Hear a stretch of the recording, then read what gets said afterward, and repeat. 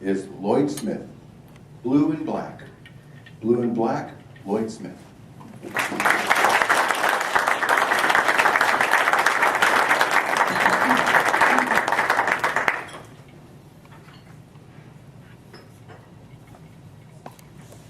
I've been to the spot where Jay pulled his car over to the side of the road.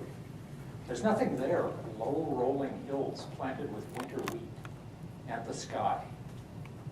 Madam Toast, or Mr. Toastmaster, fellow Toastmasters and guests, on a typical December 31st, that sky would be gray and low and threatening.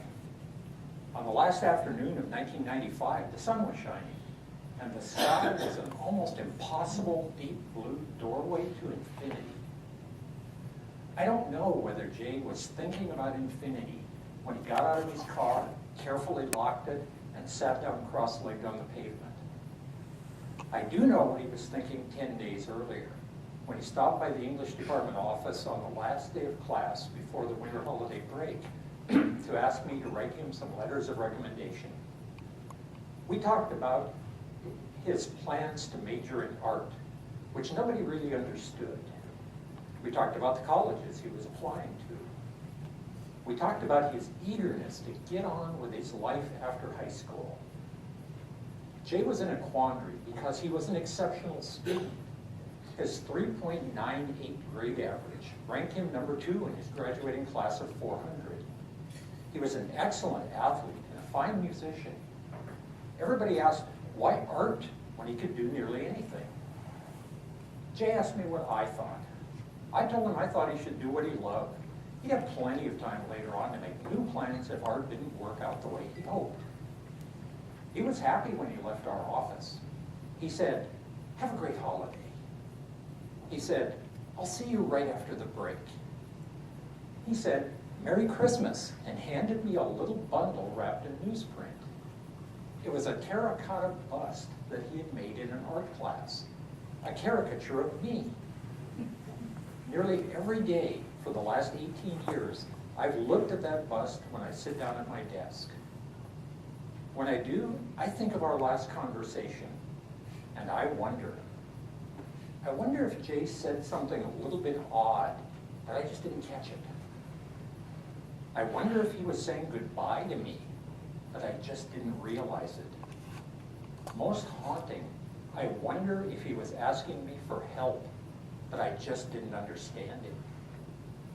I'm never going to know, because 10 days later, when Jay was sitting cross-legged on the pavement, he must have seen an abyss open before him. A chasm so big, so dark, so frightening that he needed to close his eyes, to close them against the blackness welling up beneath that infinite blue sky. At the end of that week, the sky had stopped being infinite. When the high school principal, Mike, and I left the funeral home, we stepped out into bleak grayness, swirling snowflakes, and dozens of sobbing kids. After a couple of minutes, Mike looked at me and said, I can't take this anymore. I couldn't either, and we ran away, back to the school. A school filled with 1,200 kids, all of whom had something that Jay somehow had lost.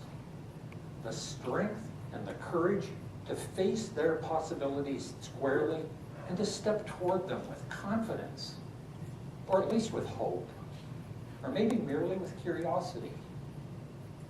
I begin to wonder, how do we recognize kids like Jay who somehow lose that confidence, that hope, that curiosity?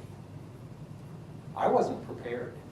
I didn't know that every year, 1 out of every 5 American teenagers seriously consider suicide. I didn't know that every year 1 million American teenagers actually attempt suicide and 300,000 of them need medical attention as a result. I didn't know that every year 1,700 American teenagers, nearly 5 kids a day, die by suicide.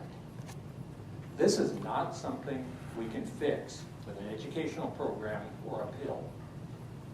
Jay taught me that we need to watch and nurture our teenagers just as carefully as we watch and nurture our young children. Teenagers like to pretend that they don't want or need our attention or our assistance as they navigate those very often confusing and sometimes dark years. And we like to pretend that they are right about that. It is so easy to look at a surly teenage boy and say, he's just going through a phase. It's so easy to look at a weeping teenage girl and say, she's just being dramatic. And it's so easy to look at a kid like Jay and say, that kid is a star and he's got life figured out. But what if we're wrong about one of those kids? What then?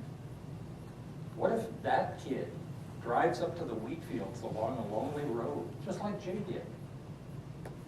What if that kid sits down cross-legged on the pavement, just like Jay did?